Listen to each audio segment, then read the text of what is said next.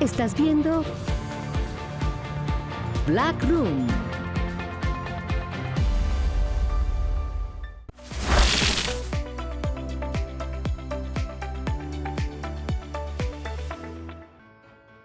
Con las piedras que con duro intento los críticos te lanzan, bien puedes erigirte un monumento. Immanuel Kant. ¿Qué significa polémica? Según el diccionario de la Real Academia de la Lengua Española, menciona que es el arte que enseña a los ardides, con que se debe de ofender y defender cualquier plaza. En la historia, hemos visto personas que con solo pararse en un lugar generan controversia. Ejemplos que nos llegan a la mente son Mahatma Gandhi, Friedrich Nietzsche y Winston Churchill. En el periodismo deportivo mexicano aparece el nombre de David Faitelson, personaje con más de 35 años de trayectoria, que con el paso del tiempo ha generado una de las voces más influyentes en esta industria.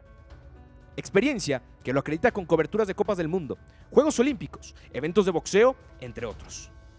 Un referente de la palabra el color, que con sus informes dramáticos e inspiradores ha dejado una huella como uno de los mejores trabajos de periodismo en nuestro país. En esta ocasión, conocerás la historia de David Faitelson, periodista mexicano, que nos estará platicando desde sus inicios trabajando al lado de José Ramón Fernández, hasta el nuevo reto que tendrá este año.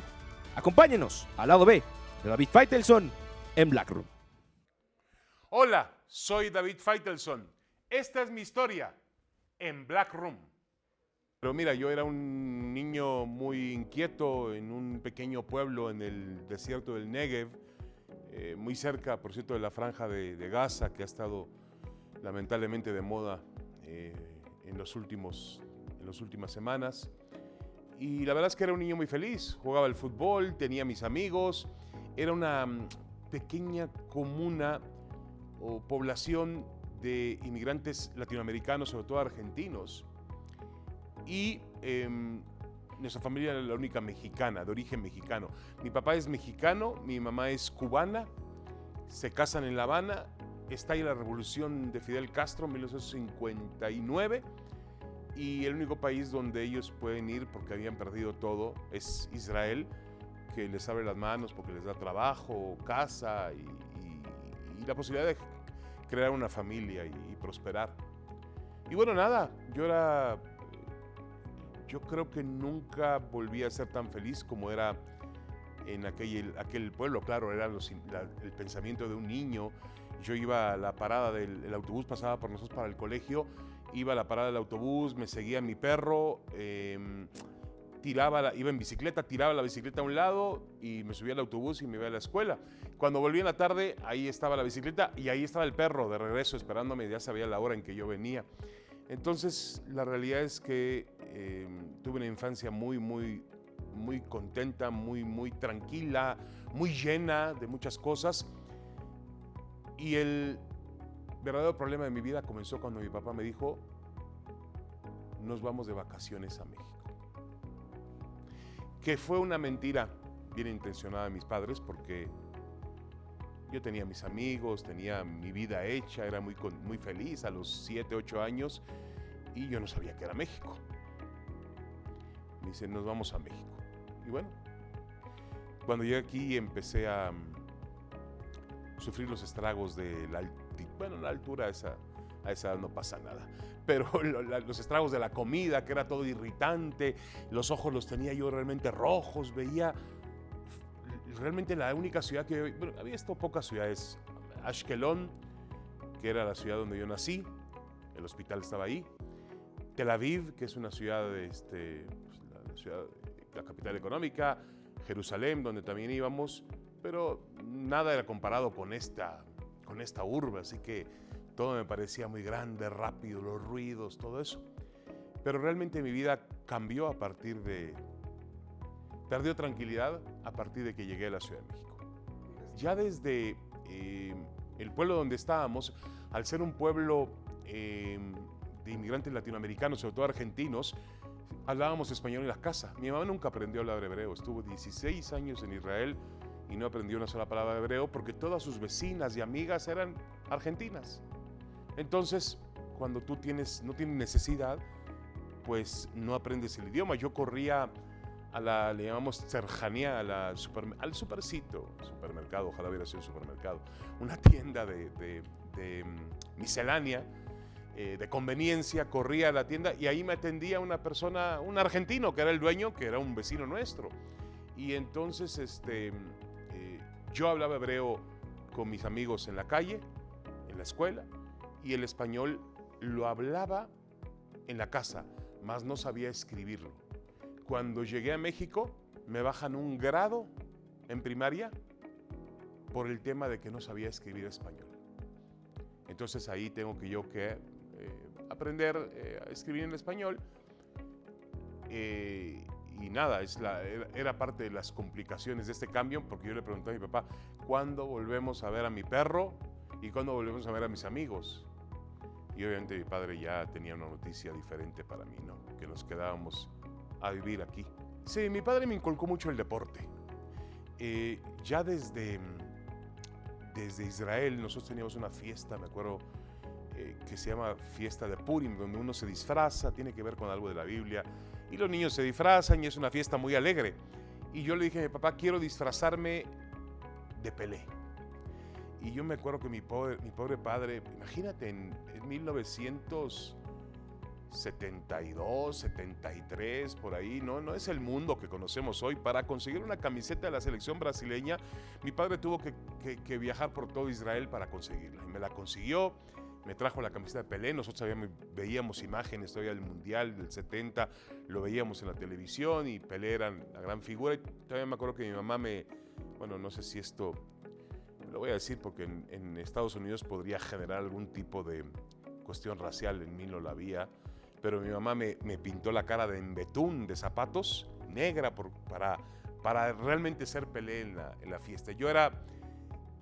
Mi papá me enseñó el fútbol era el deporte más importante, era el básquetbol, pero en básquetbol no metíamos tanto, y me llevaba mucho a Tel Aviv, al estadio Bloomfield, que todavía existe, estadio ahora de categoría UEFA.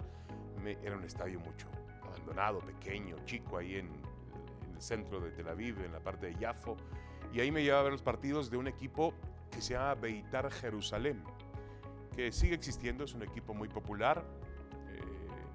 Tenía un clásico con Maccabi Tel Aviv, así que era Jerusalén contra Tel Aviv.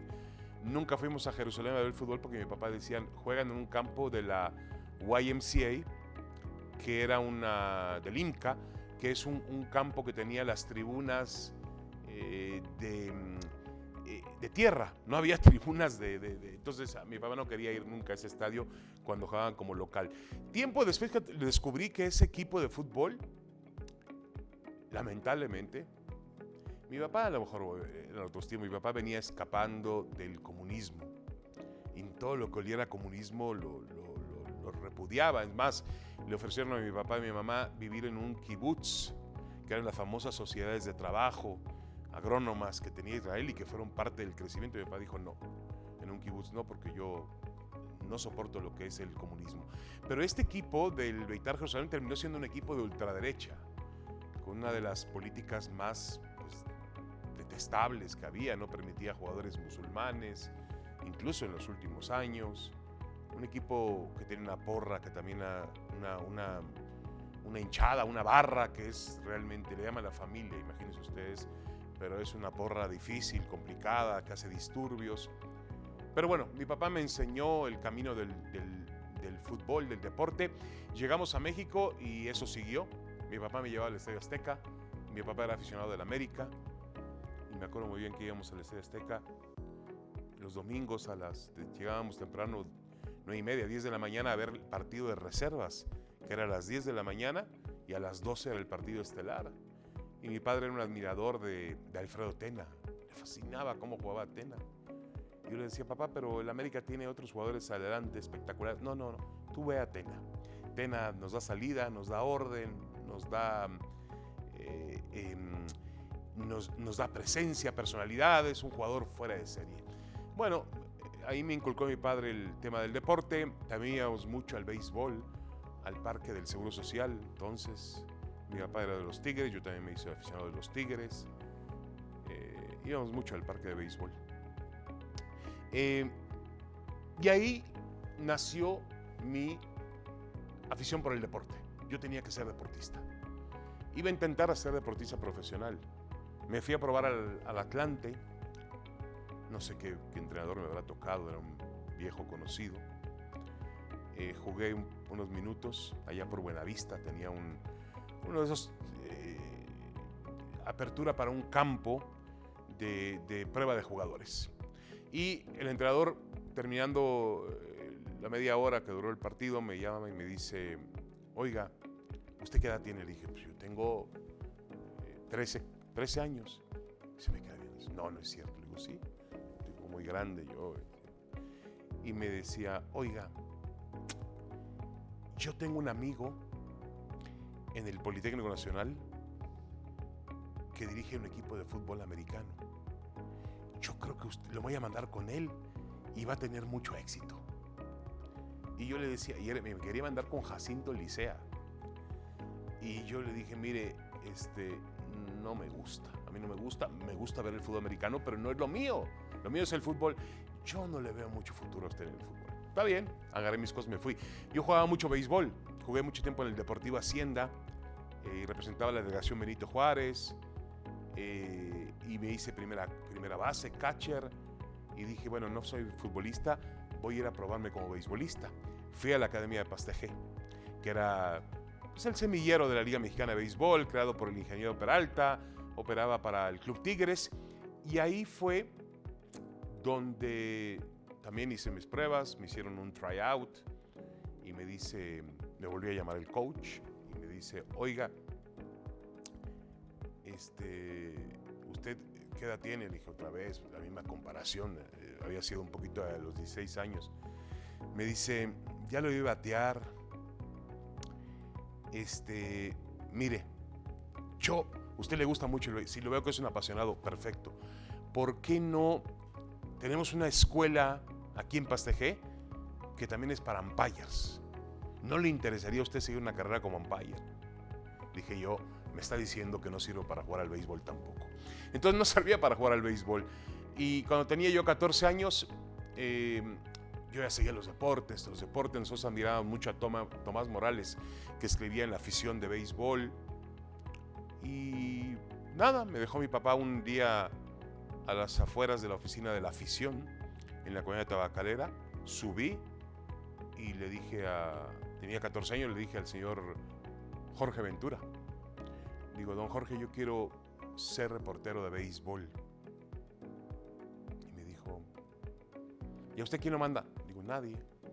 Me dijeron en la puerta que subiera con usted. Yo lo conocía de la televisión y obviamente sus días en Televisa, una figura, además un periodista, no era solamente un comentarista.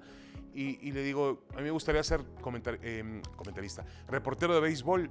Me dijo, mire, en béisbol estamos muy completos. Ese es un periódico que siempre tenía una imagen de béisbol, La Afición, el periódico de Fray Nano, siempre tenía una gran cobertura de béisbol. Me dijo, pero en fútbol tengo una vacante porque viene el Mundial. Y le digo, bueno, está bien.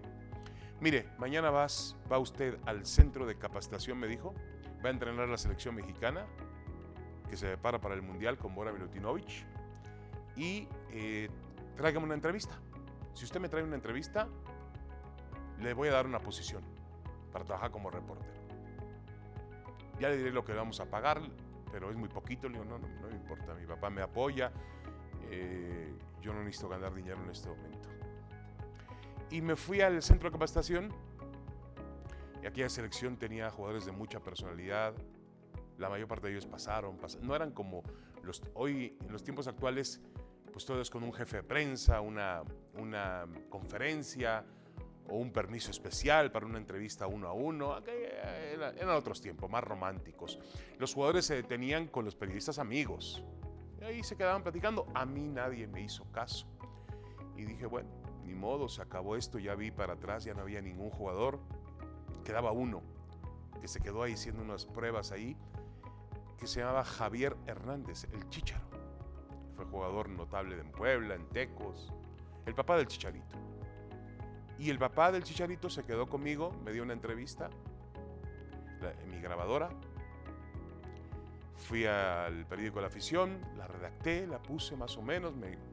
Tuve un corrector de estilo, obviamente. Y nada, a partir de ahí yo durante casi 40 años, César, presumo de que nunca he trabajado. Me divierto, hago lo que yo quiero, es una pasión. Yo me cambio de la afición a un periódico que se llama El Heraldo de México, porque me dice el Che Ventura, don Jorge Ventura, me dice: David, mire, hablé con mi amigo Orbañanos, que es de la familia de Raúl Orbañanos, me dice, creo que hay una oportunidad en Heraldo de México para hacer béisbol, que a usted le gusta el béisbol. Le dije, perfecto, muchas gracias. Che se portó de maravilla, me consiguió trabajo en el Heraldo. Me dio trabajo en la afición y me consiguió trabajo en el Heraldo. Dice, usted quiere ser de béisbol, siga la pasión que tiene por el béisbol. Y llegué al Heraldo y la verdad que muy bien, en el Heraldo de México.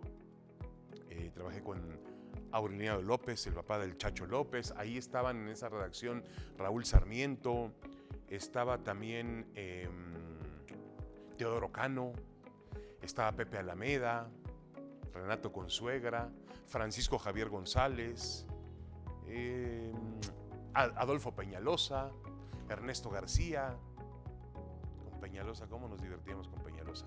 Bueno, entonces realmente caí de maravilla ahí porque yo hacía béisbol, me divertía hasta altas horas de la madrugada esperando los partidos de la Liga Mexicana de Verano, luego los del Pacífico, cuando era la temporada del Pacífico, y la verdad es que estaba feliz. En el Mundial de 86 me dice Aureliano López, el director de la página, papá del Chacho López, me dice, David, vamos a separar la sección deportiva de la sección del Mundial. Tú te vas a quedar, como haces béisbol, te quedas en la sección deportiva. Perfecto.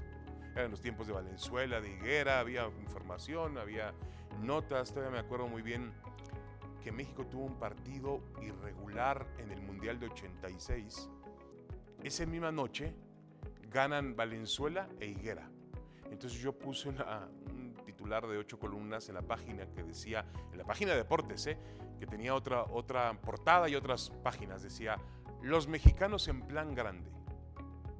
Al día siguiente me llama Aureliano a su oficina y me dice, oye David, digo, pero no pasó nada. No, pero la prensa internacional dice que el Heraldo desconcierta porque pone en su página los mexicanos en plan grande. Claro, había un suplemento especial que era del Mundial y ahí hablaban de las dudas que arrojó el equipo mexicano. Dice, pero, y ahí aprendí también, tienes que tener sensibilidad para entender qué estamos viviendo en este momento, que es el Mundial. Tienes toda la razón del mundo. Y aprendí muchísimo en el periódico. Yo seguí estudiando en la preparatoria. Viene la posibilidad de irme a Excelsior. Me llaman, me dicen si había ido uno de los hombres importantes, el profesor Mendoza, y me dicen hay una posibilidad. Excelsior, la realidad es que pagaba mejor. En ese mismo intervalo mi padre fallece, yo me quedo con la responsabilidad de mi casa, y en Excelsior, que estaba aquí en Bucareli, yo le explico al Heraldo, me dice, no, adelante, si es para mejorar, ve con mucho gusto. Excelsior era una cooperativa, Excelsior pagaba mejor, por supuesto, que los demás periódicos. Y en Excelsior yo me hago de la parte, prácticamente me encargo con Pedro Saldaña, me encargo de la parte de béisbol. Iba yo todos los días al Parque del Seguro, regresaba con la nota, la hacía, me esperaba, yo era soltero, me esperaba todos los partidos de el béisbol. Terminaba 3, 4 de la mañana, salía de Bucareli.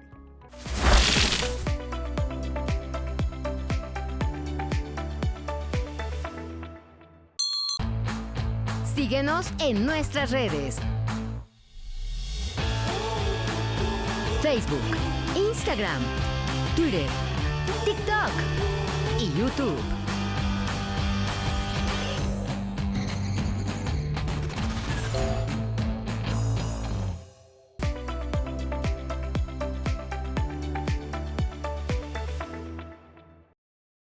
Tuve muchos maestros muy buenos porque tenía yo, me acuerdo, Alfonso López, fue pelotari, un hombre que escribía de toros.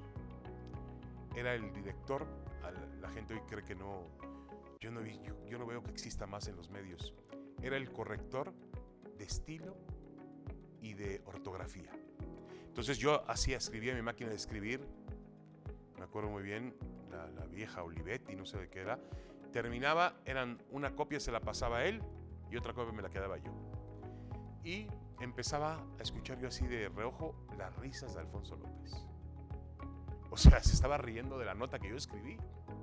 Entonces la tomaba y se reía y se volvía a reír. Le digo, bueno, este hombre, ¿por qué se ríe? Es una nota seria. La hacía pedazos, la hoja, la tiraba a la basura y me decía, vuélvelo a escribir, lo puedes hacer mejor.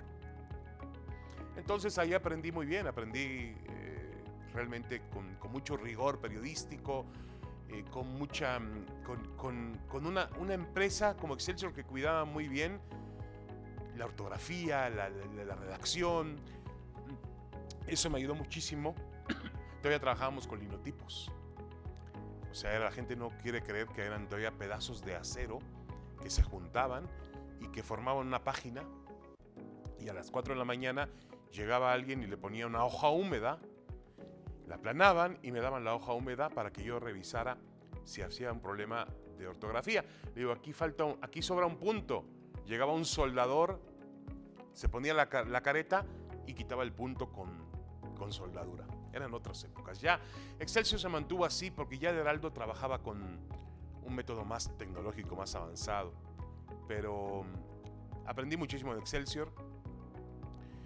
Me iba muy bien en Excelsior, yo era muy contento, estaba muy feliz en Excelsior. Lo mío era escribir, lo mío nunca era... Y ellos me mandaban a viajes y me decían, vete a dar yo les proponía una gira para ir a Choaquila, a Los Mochis, y vamos a conocer de dónde salieron Valenzuela Higuera, su familia, sus pueblos.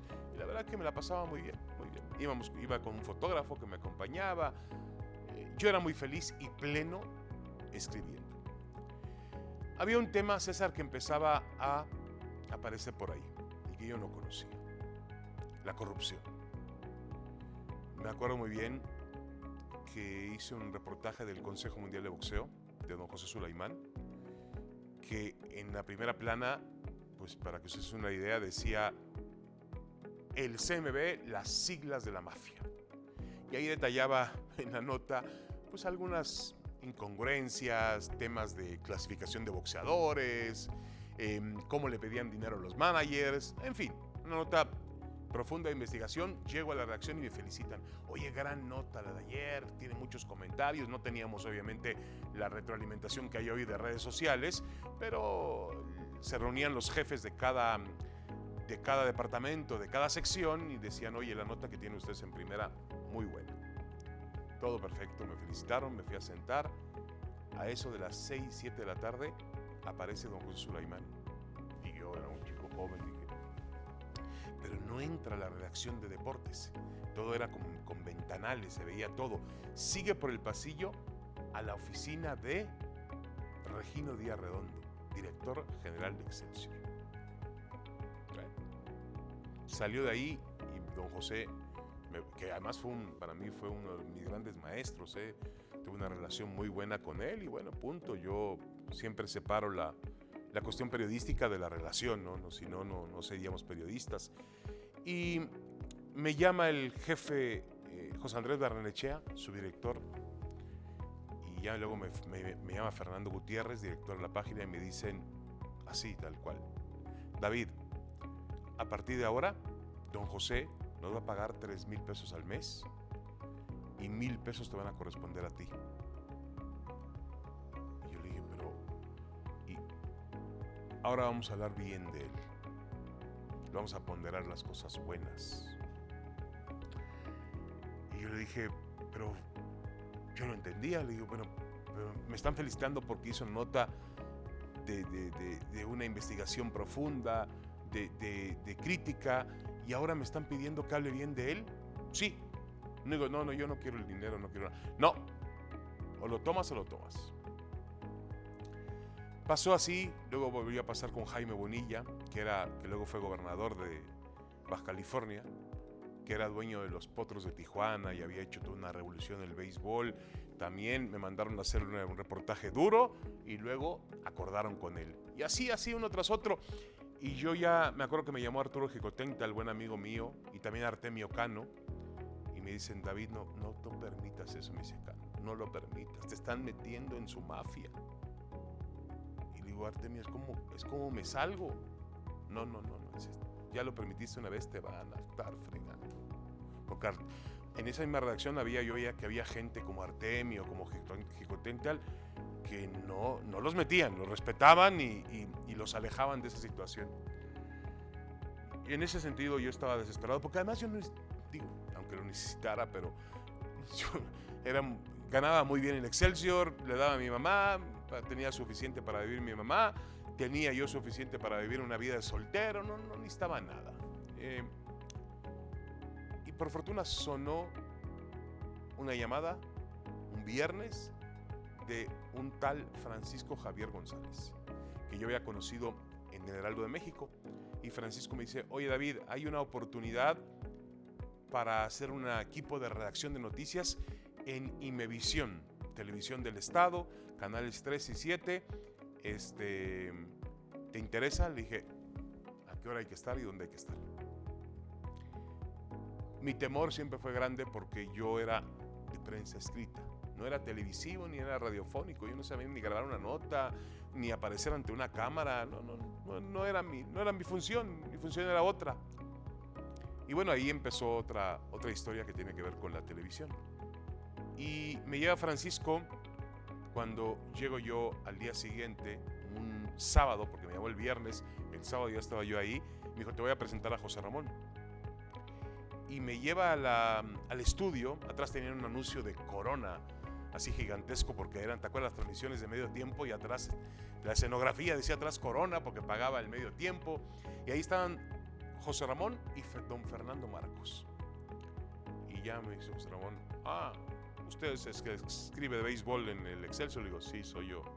Nos conocimos en el aeropuerto. Ni puso interés en eso. Y lo demás se lo llevó Fernando Marcos, porque empezó a hablarme de béisbol y que él había sido y que él fue pitcher y que recuerda la Serie Mundial. Marcos era fantástico, y cuando te agarraba Marcos, la noche volvía madrugada. Él hablaba y hablaba y hablaba, era un gran maestro. Pero sí, ahí conocí a José Ramón, que sin duda pues es el hombre más importante en mi trayectoria profesional, sin duda alguna, y a la vez personal también, porque 35 años de caminar junto a él. Obviamente hay una relación más allá del jefe y empleado. Tenía junto a mí un camarógrafo que tú conoces, José Manuel Nieto, maravilloso, un viejo de batalla, de guerras, que había trabajado con Joaquín López Dóriga ahí mismo en la redacción años atrás. Y yo vi que Nieto hizo en el Mundial de 86, Nieto hizo una toma que luego se convirtió en algo importante. Él, en el tiro de esquina, tomaba el área y veía los forcejeos, los jugadores hablándose, gritándose. Se llama Lo que no se vio, que metía a José Ramón en los protagonistas. Dije, eso es interesante. Y luego veía también en el 86 cómo Cadena interactuaba con el público. Entonces yo dije, a ver, aquí no le da mucha importancia al aficionado, a la tribuna. En la cancha vamos a tratar de presentar algo de lo que la gente no ve en la transmisión. A partir de ahí fuimos armando una historia, aficionados, partido, hagamos una historia del partido, escojamos el partido importante. El América va a visitar hoy el campo del Morelia. Bueno, para el Morelia, un equipo que no es del tamaño del América, lo importante es ganarle. Para su gente también, sobre una fiesta, aprovechemos lo que hay en la tribuna, las caras, las expresiones, lo que nuestra afición está llena de colorido, porque somos gente diferente en Michoacán, en Jalisco, o en Aguascalientes, o en San Luis Potosí, o en Querétaro, en Veracruz, por supuesto. Busquemos aspectos que no ve la transmisión, contemos esa historia. Y a eso me dediqué. La realidad es que si no hubiera sido por José Manuel Nieto, eso no hubiera existido. Porque Nieto era un periodista camarógrafo y entendía perfectamente lo que yo necesitaba. Y además Nieto, al ser periodista, Nieto sabía, oye, gordo, me decía, grabé en la entrada del vestidor de Veracruz, grabé a Pérez Stoifer hablando con el presidente de la rama de la primera división. Ah, caray. Digo, eso me va a servir a mí para pues para poder mezclar el América y el arbitraje. O sea, él no era un camarógrafo que toma y se acabó. Él conocía la historia, le iba tejiendo él. Siempre he tenido una desventaja. Yo no soy gente de fútbol. Es más, algunos todavía me identificaban como un reportero de béisbol que se había metido al color. Yo me acuerdo que una vez en un Protagonistas, de la forma en la cual tú dices, estábamos un lunes y digo, José Ramón, ayer me decepcionó, para calentar un poco la mesa, ayer me decepcionaron, José Ramón, no hablaron de lo que tenían que hablar, realmente menospreciaron lo que hizo el América, esto, lo otro. Y tú, y sobre todo Roberto Gómez Junco, me decepcionó. Pues José Ramón no tomó y me discutió ahí, me dijo, estás loco, ¿sabes? En el corte, hay una llamada de Roberto Gómez Junco desde Monterrey que quiere entrar al aire. Pues obviamente Roberto me puso un repasón y bien puesto, y como él sabe ponerlo, con mucha elegancia, con mucha categoría y con mucha dureza, y al final él me decía, tú dedícate a lo que sabes hacer bien, el color. Pero bueno, esa crítica, pude vivir con esa crítica. Todavía hace algunas semanas, en un enlace cuando estaba en ESPN con Jared Borghetti, la respuesta de Jared Borghetti desde el estadio donde era la final de la Copa Oro fue, tú no sabes nada de fútbol. Se ha acrecentado un poquito más ahora que hay muchos especialistas o exjugadores o exentrenadores en las mesas de trabajo, que la primera defensa que tienen es, tú no jugaste al fútbol. Está bien, yo no jugué al fútbol, pero tengo un recorrido periodístico que me avala para estar aquí con ustedes. Yo aporto lo que ustedes no pueden aportar, ustedes aportan lo que yo no puedo aportar. Pero realmente yo entendí en las mesas de trabajo que yo no podía competir en formaciones de juego, no podía competir diciéndole ahora juegan con 2 carrileros o con un punta, con 2 puntas, por más de que yo tenía buenos maestros en la mesa, yo escuchaba y los veía, Rafa Puente, en algún momento tuvimos a César Luis Menotti, tuvimos a Butragueño, a Valdano, y había muy buenos, el propio Gómez Junco, Raúl Orbañanos, gente con la cual yo aprendí lo mucho poco que sé. En la última época Mario Carrillo, el Chelis, realmente, pero yo no podía ponerme al nivel de ellos, porque me iban a descalificar enseguida. Entonces dije, bueno, voy a tratar de ser el rudo en la mesa, el que mete la pierna, el que dice lo que otros no van a decir, porque al final del día, el tema con esos jugadores, exjugadores, y con entrenadores y exentrenadores, que todos sueñan con lo mismo, volver al campo del fútbol, volver a cobrar bien. Yo no estoy soñando con eso, yo estoy soñando. Alguna vez un compañero, es compañero tuyo en la mesa de ESPN, me dice, oye David, yo sueño con ser directivo de fútbol. No voy a decir el nombre porque es una gran persona y lo quiero mucho. Yo sueño con ser directivo de fútbol. Digo, ¿qué haces aquí, güey? O sea, yo no entiendo cómo una... Yo entiendo que los exjugadores y los exentrenadores utilicen la mesa para tratar de volver a tener un trabajo en el fútbol. Pero yo no utilizo la mesa. La mesa, pues es mi trabajo y yo sueño con quedarme en ella el mayor tiempo posible. Pero él me decía, yo quiero ser directivo de fútbol. Y digo, ¿qué haces aquí?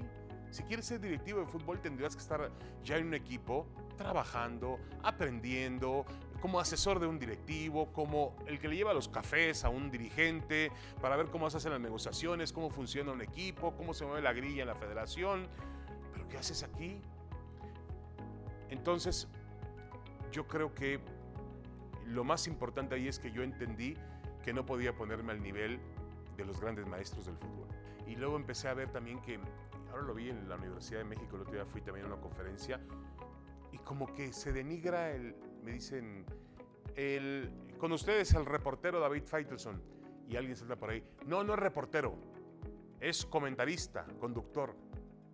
A mí no me ofendiste diciéndome reportero, es más, yo quiero seguir siendo reportero. O sea, es algo que a mí me identifica y me vanagloria y me dio además hacer entrevistas de banqueta, ir a los campos de entrenamiento. Yo cubría el Nesa, me acuerdo que ahora que le platico a mi mujer, me digo, mira, enfrente del estadio Nesa venden unos guaraches deliciosos, ahí esperaba yo a los jugadores. Yo pasé por ese proceso. Hoy hay muchos chicos, César, que me dicen, oiga, yo quiero trabajar en televisión. Digo, sí, a ver, yo quiero saber por qué quieres trabajar en televisión. Pues para ser rico y famoso. Y para que la gente me reconozca en la calle. Le digo, mira maestro, si vas a abrazar esta carrera por esos motivos, pues no vas a llegar a ninguna parte. Y enseguida, yo conocí ahora en Los Ángeles 2 muchachos muy buenos, con una capacidad, sabían de reglamentos, sabían de estadísticas, impresionante. Siempre criticaban a José Ramón, decían, José Ramón no está al día con las estadísticas. Le digo, eso vale madre. José Ramón, tú puedes decir, los Vaqueros de Dallas tienen récord de 3-5, y es la realidad. Y José Ramón puede decir, los Vaqueros de Dallas tienen récord de 6-8. Es una mentira. La gente le va a creer a José Ramón. No te va a creer a ti porque no tienes credibilidad. Y ellos querían venir al estudio a sentarse con nosotros, que hacíamos un programa que se llama Nación ESPN, con Adriana Monsalve conmigo. Querían sentarse ahí el día en que faltaba yo, faltaba Adriana. Tenían la esperanza y siempre traían la corbata puesta para sentarse junto a mí o junto a Adriana para hacer el programa. Y un día me lo salí y dije, por ahí no va el camino. Nunca van a llegar así. ¿Quieren abrazar esta carrera? Primero, aquí en Los Ángeles no hay. Vayan a México, a ESPN México, los van a recibir y vayan a los entrenamientos de Cruz Azul, de la América, y pasen, persigan una nota, traten de conseguir una entrevista. Ahí es donde se forja un reportero y un comunicador. Pero muchos creen en el camino fácil, en el camino que es llegar sin tener esas armas. Yo, por fortuna, pude pasar por todo eso. Prensa escrita, la televisión también. Lo primero, cuando llego con Francisco, le digo, Francisco, yo soy tu reportero, ¿qué hago en Univisión?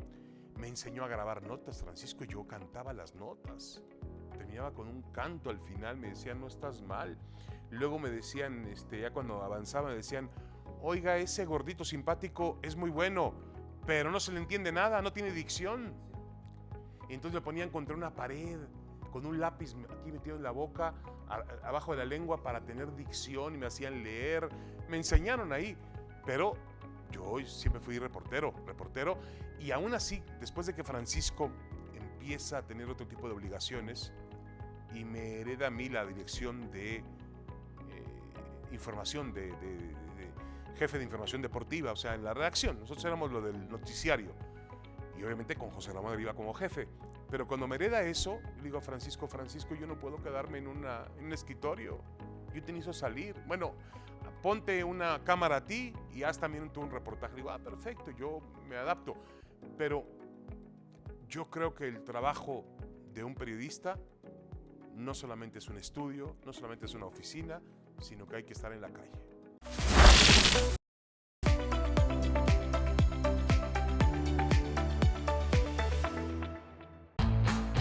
Síguenos en nuestras redes.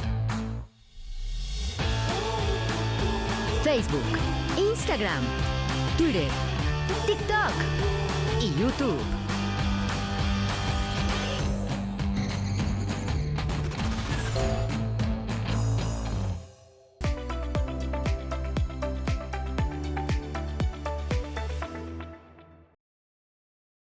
José Ramón había caído en ese momento.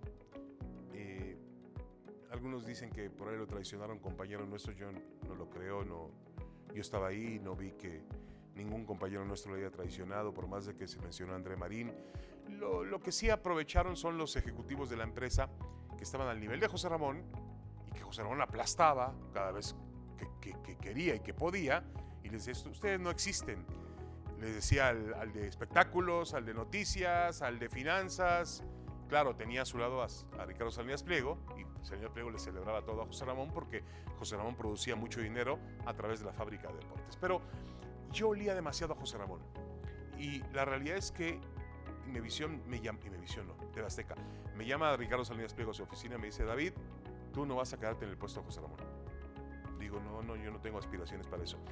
Quiero poner a alguien que no salga a cuadro. Digo, me parece muy sano, muy sano. Ya no vivimos en los tiempos, don Ricardo, de que una sola persona es el que firma el cheque, el que te grita, el que te ordena, y el que sale al aire, y el que jode al productor. No, necesitamos cambiar el formato. Perfecto. Voy a basarlo todo en 4 personajes. Tú te quedas con la jefatura de información. Voy a meter a André Marín en fútbol, Enrique Garay y Luis Manuel López, el Chacho. Y arriba voy a ponerles a Pablo Latapí. todo iba bien, la verdad muy bien. Se abrieron cosas que no teníamos con José Ramón.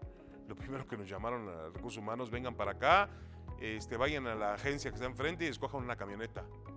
Y uno dice, bueno, con José Ramón vivíamos alejados de ese tipo de cuestiones, pero la empresa pues quería relanzar el área de deportes, sabía que venía una debacle importante con la caída de José Ramón y que había que levantarlo. Pero el tema es que la gente hablaba mucho de José Ramón y había como un sentimiento negativo a José Ramón, porque José Ramón para mí no es mala persona, pero tiene un carácter y una forma de ser donde él de alguna manera dejó muchas heridas abiertas con algunas personas y entonces nos veían mal, dije yo. En ese momento también la violencia en la Ciudad de México crecía, yo tenía 3 niñas pequeñas y dije, bueno, voy a dar un gusto que tengo que darme ahora, si no va a ser muy difícil trabajar en el extranjero. Y ahí apareció, yo le hablé a ESPN, raro, le hablo a ESPN y me dice el director, Rodolfo Martínez, me dice, David, no tengo oportunidad ahorita hasta dentro de 7 meses para trabajar en Estados Unidos. Dije, no, digo, yo no me cambio de empresa para trabajar en México, me cambio de empresa para irme a Estados Unidos. Está bien, digo, te vuelvo a marcar en 7 meses. A la semana estoy en Morelia, abajo de la unidad móvil, haciendo un color, editándolo, ya estaba con Nieto al lado, ya había pasado el partido, y suena mi teléfono. Y era Rodolfo Martínez. Y me dice, mi corazón empezó a latir, dije, ya, llegó la oportunidad de irme de aquí. Y me dice, oye David, una molestia, todavía sigo pendiente con lo tuyo. ¿No tendrás el teléfono de José Ramón? Dijo, sí, con mucho gusto. Te lo paso, ahí está el celular.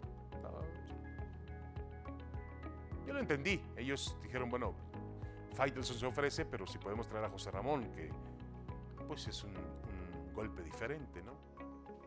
El lunes regresé a Azteca, a mi oficina, y me encuentro a José Ramón en el corredor. Venía con algo, ya no estaba en funciones, pero seguía siendo asesor del señor Salinas, tenía su oficina y todo. Y me dice José Ramón, Faitelson, me hablaron unos locos gringos de ESPN, puro fútbol americano, los mandé lejos.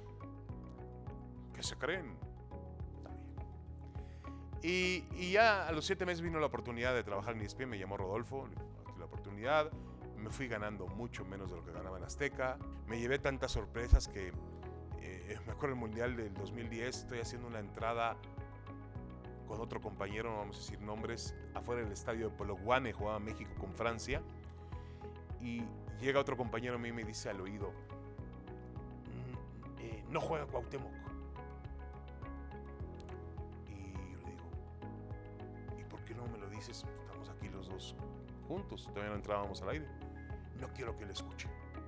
Pero si cobramos del mismo bolsillo, güey. O sea, ¿cuál es el problema? Ya al momento de trabajar, no lo había. Hay gente con diferentes personalidades, escuelas, formaciones. La verdad es que nunca lo encontré. Fui muy solitario. Y cuando vine a México, vine otra vez al cobijo de José Ramón. Pero resultó que José Ramón, sobre todo en la última época, cuando yo acepto hacer un programa que fue un acuerdo de compañías de Televisa con ESPN que me dan permiso de hacer un programa que se llama Tercer Grado, los lunes en Televisa. Al momento, César, en que yo empiezo a hacer ese programa, José Ramón me deja de hablar. Entonces, pues para mí era una sensación muy diferente. Yo hacía un programa todos los días, 2 programas con él todos los días. Primero sentado, a unos centímetros de distancia, hacíamos Cronómetro, un programa de debate. Y luego por la noche hacíamos Fútbol Picante y había programas donde no volteaba a verme a la cara. Estaba enojado, bueno, también es comprensible que a lo mejor él sentía que yo pues traicionaba a su escuela. También es posible, otra idea medio romántica, esa fue la romántica, que a lo mejor él sentía que lo tenían que haber llamado a él. No fue un papel mío. Cuando a mí me llamaron a Televisa a enseñarme este proyecto. Me decían, queremos otro tipo de generación de periodistas. Está bien, yo ya estoy en las últimas de esa generación, ya pronto seguramente estaré en el siguiente nivel donde buscarán jóvenes con otro tipo de proyección, y eso es normal. Pero bueno, yo no sé si... Yo creo que de José Ramón me llevo muchas lecciones, pero la que no me llevo, o la que me llevo también, es que hay que saber cuándo empezar a entender que llegan otro tipo de generaciones y que es algo normal. Todos tenemos un prime, todos tenemos un techo, de acuerdo a nuestras posibilidades, todos tenemos un techo. Todo el mundo lo tiene, algunos más, pero todo el mundo tiene su techo. Tienes tu momento cumbre y luego vas descendiendo normal, y tú tienes que saber encontrar la manera de irte haciendo a un lado para que lleguen las nuevas generaciones. Yo sé que lo estoy explicando muy fácil y que debe ser bien difícil hacer eso, no sobre todo cuando amasaste tanto poder. Pero realmente lo que desencadenó más mi salida de ESPN fue eso. Nunca tuve el ambiente en compañerismo que tuve en Azteca, nunca lo tuve, y perdí también la relación con el hombre más importante de mi trayectoria, que era José Ramón, que por una u otra forma empezó a verme de manera extraña, rara, y ya era muy incómodo seguir trabajando. Porque lo primero, yo sabía, lo platicaba con mi mujer, al momento en que nosotros decidimos hacer un cambio, digo, van a empezar a salir cosas que están por ahí. Jamás trabajaré en Televisa. Es una empresa que ha manipulado el fútbol. Todo lo que yo había dicho durante 30, 35 años. Y eso no lo puedo tapar. Está ahí. No esperaba, obviamente, que José Ramón me despidiera con eso, porque el ESPN me dio la oportunidad de despedirme bien, como fue. Me puso un video, yo le agradecí enormemente. Los dirigentes de ESPN, tanto Rodolfo Martínez como Armando Benítez, Yoyotzin, Zúñiga, todos maravillosos, ejemplares. Pero yo esperaba que José Ramón me diera una despedida digna, y yo creo que no fue lo totalmente digno al final. Pero bueno, no pasa nada, estoy acostumbrado a trabajar con José Ramón y sé cómo es José Ramón. Pero sí, estoy en una etapa en la que es complicado para mí. La gente en mis redes sociales está... Cada cosa que pongo ahora, si pongo algo del América positivo, ya te compraron. Si pongo algo de la selección positivo, como jugó el último partido contra Alemania, ya te compraron, ya te cambiaron. Y no importa si hace 3, 4 meses hacía lo mismo y lo veían de forma diferente. Mira, es un cambio. Yo no esperaba hacer este cambio a esta edad, pero lo tuve que hacer. Para mí ya no... El momento en que yo no voy, César, a mi lugar de trabajo a divertirme, ya se fregó la cosa. Cuando yo voy a un programa a estar nervioso, ¿y qué me dirá este? ¿Me hablará? ¿No voltea a verme? ¿No me saluda? ¿Voltea hacia ver al compañero? ¿No me voltea a ver a mí? Digo, estoy sufriendo. Entonces yo no quiero seguir sufriendo. Y gracias a Dios tengo la oportunidad todavía de elegir. Hay gente que no puede elegir, o si yo no hubiera estado en la situación, pues ni modo, me quedo ahí, me la aguanto. Pero pude lograr ese cambio. Tomo un riesgo, sí, hay un riesgo importante aquí porque estoy poniendo en riesgo mi reputación, estoy poniendo en riesgo mi imagen como un periodista libre, como un periodista de crítica, y además voy al lugar donde yo critiqué.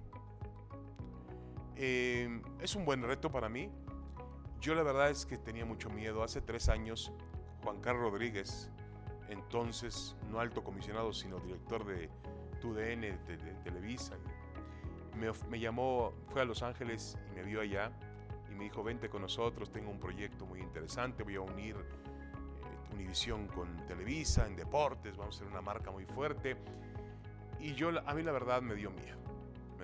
Al final Juan Carlos se portó muy bien, me dio lo que yo ya me daba pena, porque yo le pedía para que me dijeran no.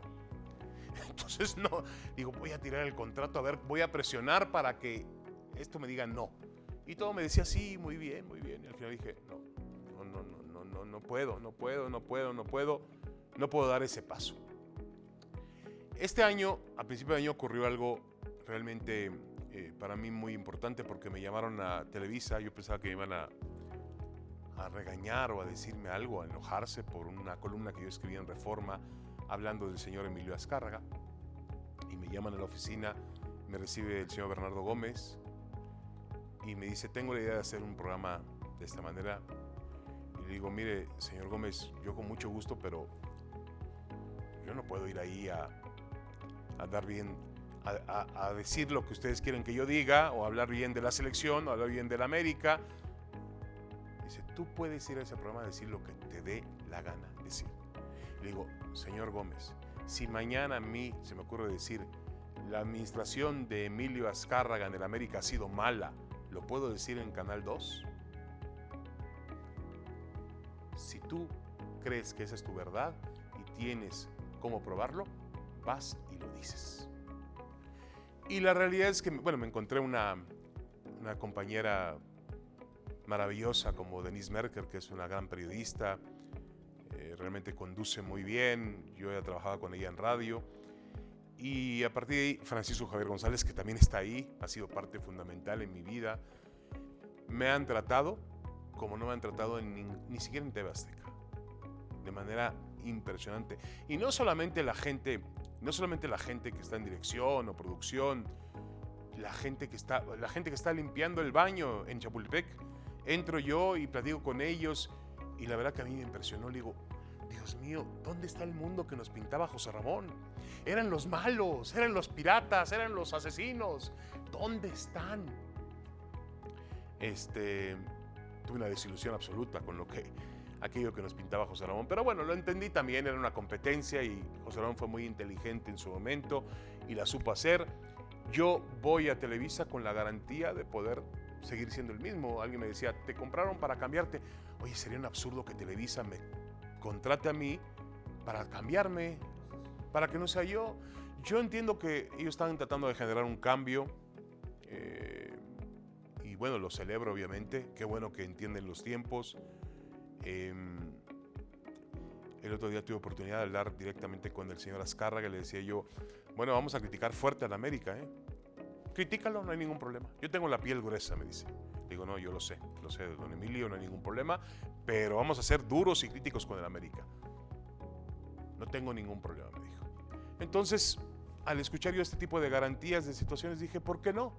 Vamos a probar con este reto y voy a darme el lujo que pocos pueden darse de poder haber trabajado en las dos televisoras abiertas más importantes en la historia de este país, en la televisión, en el conglomerado de medios hispanos más grande que existe en el mundo, en español, y en una empresa muy poderosa, con muchos derechos, una situación diferente a la que viví en ESPN. Entonces, para mí el reto, César, es muy interesante.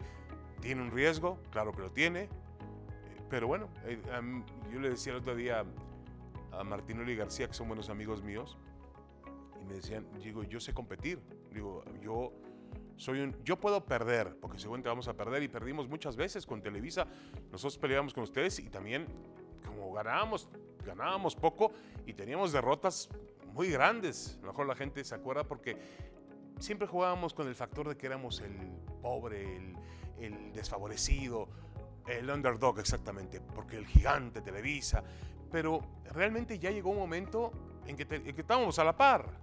Cuando llegó el señor Salinas Pliego y invirtió en la empresa, ya estábamos a la par.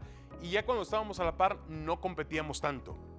Como que había perdido esa condición de, como tú dices, de underdog, de no ser favorecido, del que va a ser la gran sorpresa y le va a pegar al gigante.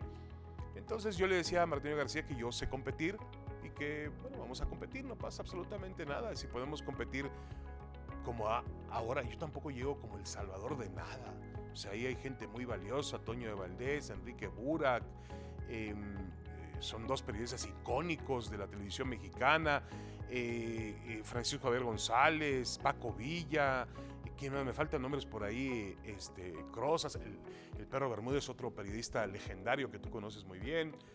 En algún momento tuve problemas con ellos, sí, pero yo te puedo decir una cosa, he tenido problemas graves con muchas personas. Son pocos, quizá uno. al que yo no puedo verlo a la cara y sentarme con él y platicar. Yo con Enrique Bermúdez tuve problemas, pero me retó a golpes un día en el Estadio Jalisco porque yo lo había mencionado en el reportaje. Digo, oiga, señor Bermúdez, ¿usted no se da cuenta de lo importante que es para que yo en un reportaje de color de un partido Chivas contra Atlas le haga una toma y mencione el perro, aunque es que me dijiste perro rabioso? Le dije, bueno, pero ya es lo de menos. Apareció usted en el reportaje.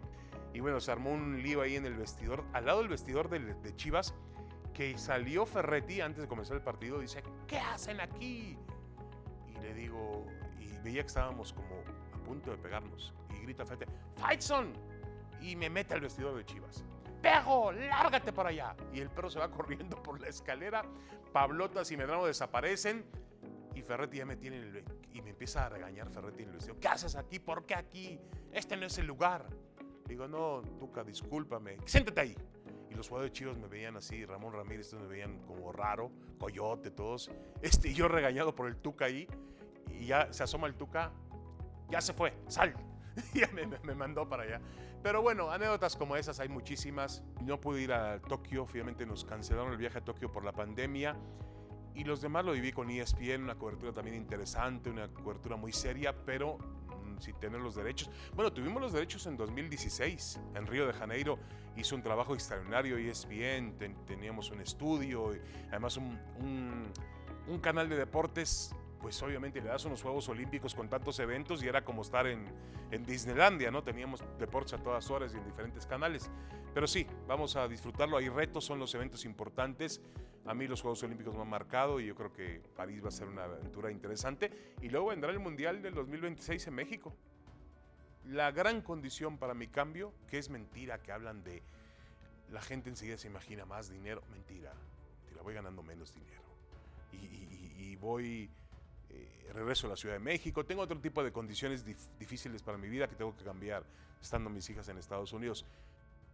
Lo más importante es encontrar un lugar para mí donde puedas trabajar con tranquilidad y con alegría. Pero yo siempre estoy cumpliendo mi sueño porque se lo digo una y otra vez tengo 3 hijas ya graduadas, bueno, una estudiante todavía en la universidad, y les digo, persigan una pasión. El día que persigan una pasión, no van a trabajar ni sufrir nunca en su vida, porque van a estar haciendo lo que les gusta. Mi pasión era la prensa deportiva escrita, esa era mi pasión.